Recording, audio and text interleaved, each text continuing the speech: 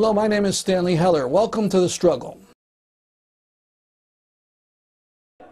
I mean, we are in two illegal wars, Iraq and Afghanistan, now expanding into Pakistan, and the troops out there don't want to do it. They don't want to be there. They don't want to be killing people. They don't want to be sleeping in ditches and eating MREs.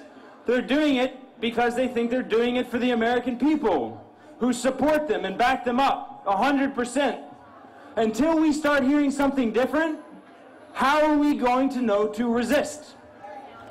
The reason I resisted Iraq is because somebody looked at me in the face a long time ago and said, you know what, Joe, these wars are genocidal, and American soldiers participating in them is every bit as bad as Nazi soldiers participating in World War II. And I was so mad, I was so angry. I almost punched this guy in the head. I was like, how dare you say something like that about my army and about my brothers and sisters in uniform? How dare you accuse us of something so horrible? I was angry, but it stuck with me. And it kept coming back up in my head as I watched the death mount, the destruction mount, the racist rhetoric mount. It kept coming back to me. And I kept wondering, are we fighting terrorists? No, we're not fighting terrorists. We're fighting people, regular old people over there, starving, living in poverty, not with a lot anyway. They may be pissed off at the U.S. now. Does that mean we have the right to kill them? No, not at all. Death is not a solution to terror. We cannot kill ourselves out of this problem. Mathis, when were you in the military? Well, I was in the Army on active duty from 2002 through 2007. Then I was discharged to the Individual Ready Reserves, where I was called up from in 2008. I refused deployment in Congress after Winter Soldier on the Hill, and I ended up fighting a public defense campaign in the U.S. because I refused to leave. I refused to go into hiding. And you say deployment to Iraq? Deployment to Iraq, although I would have refused to go to Afghanistan as well. They're both illegal, racist wars built on lies. And yeah, so I resisted that deployment. I was discharged, and you know, since then I've continued committing myself to the struggle. You know, just because I'm out doesn't mean everybody else is out. It doesn't mean the Iraqi people and the Afghan people are out.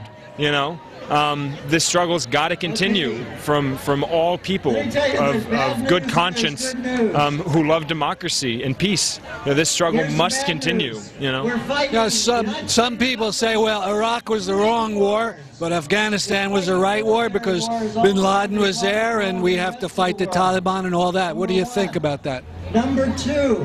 Well, I think it's pretty asinine to think that if we don't kill them over there, that they are going to come home and kill us here. I guess they're going to come across the ocean in their rubber rafts with their AK-47s and somehow destroy our country. I think it's crap. I think racism is truly what is driving these wars, not a need to forge security for this nation over there. We're not killing terrorists and insurgents. We're killing Iraqi and Afghan citizens who are tired of being occupied. Especially, you look at Afghanistan. That country's been occupied now pretty much continually for the past 30 years. The problem in Afghanistan is not a lack of occupation. The problem is an excess of an occupation. I believe if the Afghan people were given the right to self-determination, they could make the right decisions for themselves and can build a country for themselves. We absolutely owe them countless amounts of support in that, in the form of reparations paid through aid. If we come together. The thing is, though, people have this idea that we have our first black president, we've entered this post-racial era in the United States.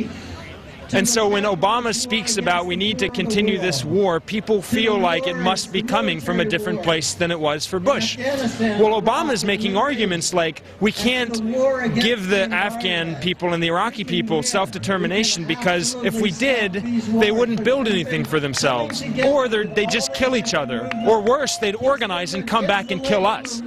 And these arguments to me are so flawed because they're the exact same arguments made by white slave slave owners in the 1800s trying to justify continuing slavery. They said, we can't free the slaves, they won't build anything for themselves, or they'll come back and kill us, or they'll kill each other. Well, they were freed, and 100 years of violence did ensue, which claimed thousands and thousands of lives. To this day, nobody would argue the slaves should have remained in bondage one day longer to prevent that. I believe that people of Afghanistan and the people of Iraq have a right to freedom and self-determination every bit as much as the slaves did in the 1800s here in the United States. Let me ask you about the Army itself. There's a lot of young people. They see the commercials on TV. It looks like something very exciting. They're offered all kinds of money. What would you say to you know, an 18-year-old who has been looking at the Army or the military? All this flooding and all. Well, I would ask him how he enjoys being tortured. Because that's what the U.S. military is. It is torture to the people within it, to the people outside of it that we are occupying, to the communities that we are destroying. The U.S. Army is torture. So I would ask that kid, how much would the military... What do you mean torture within it? Well, it's torture to be in the Army. The Army tortures people. The Army tortures its own soldiers to make its own soldiers think it's okay to torture other people. So I'm talking about emotional torture, physical torture, sexual torture, any way they can find to make you suffer, they will. And that is the military experience. It is not one of honor, it is not one of glory, it is one of dehumanization, torture, rape, and murder. And none of those things give somebody the right to go to college. You know, none of those things ought to give somebody the right to get health care. Those things ought to be basic human rights anyway. So, yeah, I speak to high school students a lot. I speak to college students a lot. And I tell them, they'll come to you and they'll promise you the stars and they'll promise you the world if you join the military. What they are really asking you is how much for me to torture you.